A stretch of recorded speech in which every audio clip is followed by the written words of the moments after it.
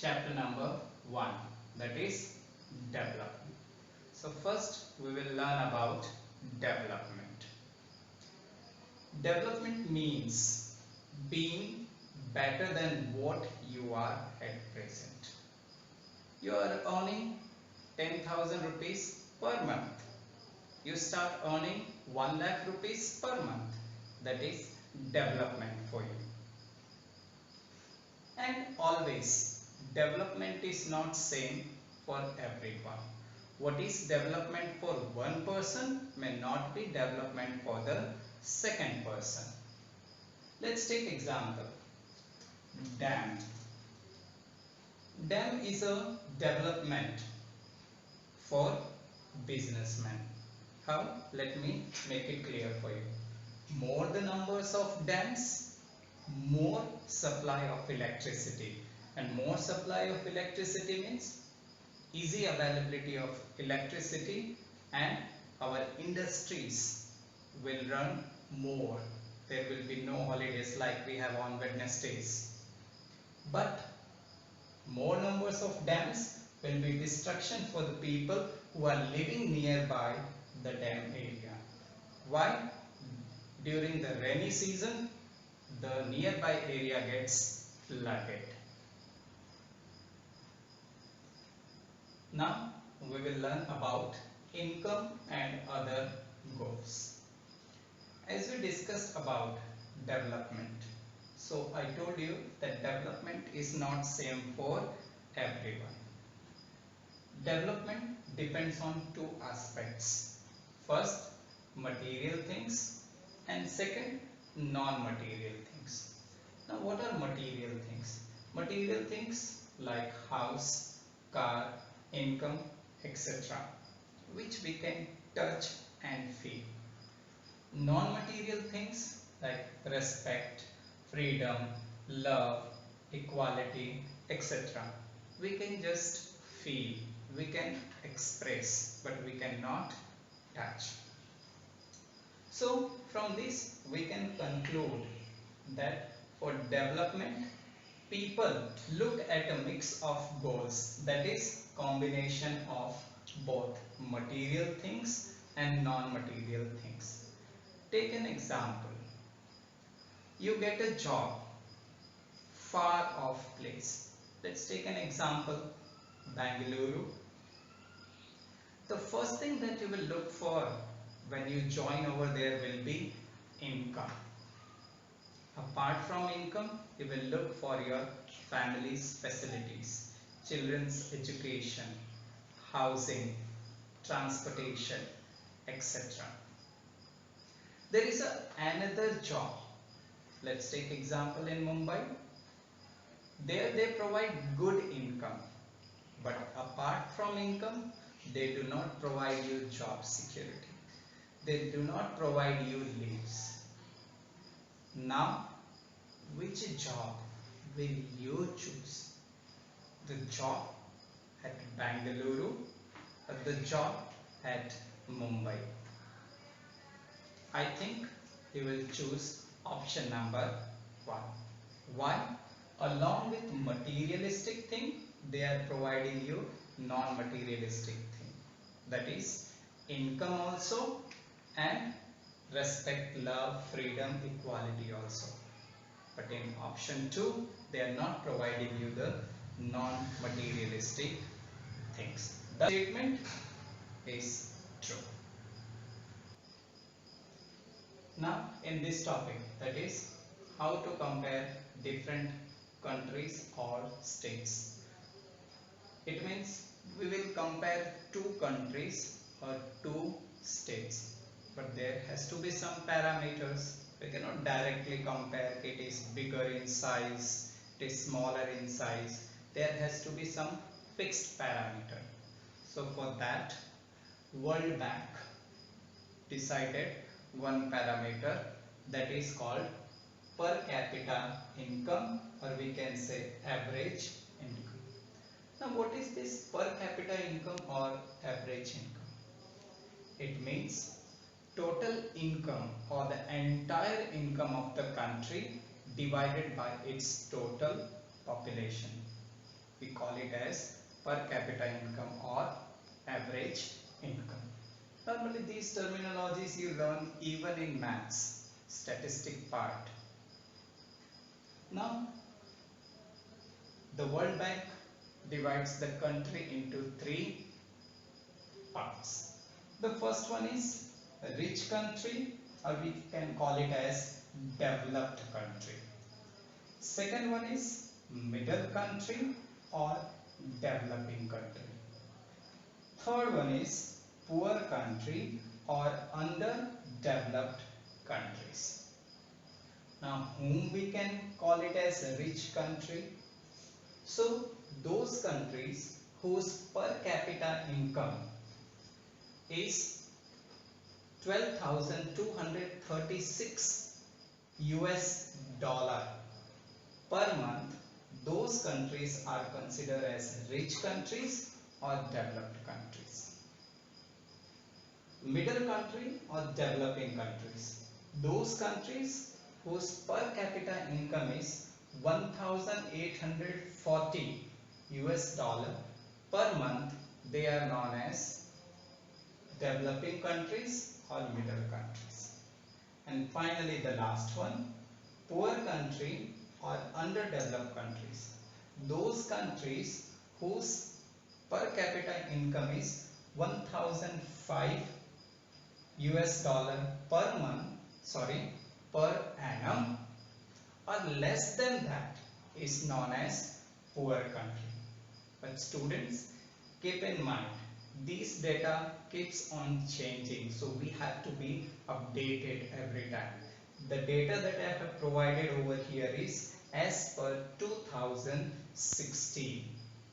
So keep this thing in mind. We will learn about the next topic, income and other criteria for comparing the countries or states. Already we have discussed about per capita income, how it is used to compare the countries. Now, is it enough that only on the basis of income we compare the country or the states and the comparison is done? No. There are many other factors that we need to keep in mind. Let's take an example over here. That is, in your textbook it is given table 1.4. So we have three states, that is Haryana, Kerala and Bihar. Here we have taken IMR, that is infant mortality rate. Infant mortality rate means numbers of children who die before 1 year of age in a population of 1,000. Literacy rate, it is the proportion of literacy of an area. And third we have net attendance ratio, that is children of 14 to 15 group who have enrolled themselves in the school and are going to school is known as net attendance ratio. So let's take example. So when we talk about Haryana, IMR, that is infant mortality rate, is 36%. Literacy rate 82%, net attendance ratio 61%. Talking about Kerala, it is 12, 94%, 83. Bihar 42, 62 and 43. So when we have the thorough study of this table, from this it is clear, okay, if income is taken into consideration then Haryana is better. But apart from income, when we take other factors, then Kerala is far better than Haryana. So from this we can conclude that only per capita income cannot be taken as a parameter to compare the country or the states. There are other factors. And what are those factors? So the first one we have learned is per capita income, the second one is health, and third one is education. Now the next topic is public facilities. Under this, very important question is asked very often in the board is, money in your pocket can't buy you all the goods and services that you need to live well. What it means? With the help of money we can buy only materialistic things, but we cannot buy non-materialistic things. And it is true also. Let's take few example. With the help of money we cannot buy pollution-free environment. It is not in the hand. We pay the money and we get a pollution-free environment. We cannot purchase disease-free environment. There is lot of infection. Presently only you take the example, coronavirus. What is going on? We can't stop by giving the money. We have to maintain those norms, that is staying at home. Third one, unadulterated medicines. मिलावट बिना की दवाइयाँ पैसे देके भी हमें नहीं मिलती है. मिल्क, कुछ न कुछ मिलावट होती है. ज्वेलरी व्हेन वी गो, तो गोल्ड में भी थोड़ी सी तो मिलावट होती है. 100% प्योर हमें नहीं मिलता है. Similarly love, respect, honesty, all these things we cannot get by giving money. BMI. BMI means body mass index. It is very important in nowadays because we all are running in a cutthroat competition and we forget to take care about our self, about our health. So to see whether we are fit and fine or not, BMI plays very important role. Now let's see how BMI is calculated. So BMI is calculated weight of a person in kg divided by person's height in meter. So whatever the height is, that will be squared. So here I have taken an example. Okay, suppose the weight of a person is 100 kg and height is 150 centimeter. So 150 centimeter when we convert into meter, it comes to 1.5 meter whole square. So the answer comes to 44.44. Now, if the BMI is less than 18.5, the person is considered to be undernourished. It means there is some problem, or the proportion of the components, food components that we need in our body is not up to the mark.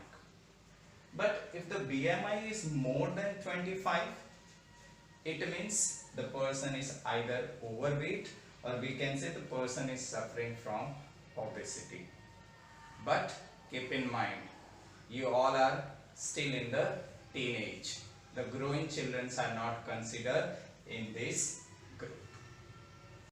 Now the topic that we are going to learn is sustainable development. It is very important topic and the current topic from which the whole world is suffering, because we are not utilizing the resources or the minerals that we have with us in a proper manner. Therefore, first we need to learn what is sustainable development. So sustainable development means what? Whatever the resource we have, that we should use in a proper manner so that even we get the benefit of the resource, that is even the present generation gets the benefit of the resource, and we should utilize in a planned way so that even the coming generation can get the best benefit of the resource. But generally this is a great problem that we are facing now. Let's take an example. How? Example, water or petrol. Both are a great resource for any country. When we talk about water, nowadays the population of the world or of any nation, it is increasing very fast. Industrialization is taking place, urbanization is taking place, deforestation is taking place. Therefore, the demand for the water increases, and even the survey says the recycle of the water, the ratio or the proportion is decreasing. Therefore, the dependency of population on the underground increases. So if we say last 1 or 2 decades, the underground water has gone down by 4 meters, due to which the water ratio, the proportion underground is decreasing. Therefore, it is a matter of great concern for us.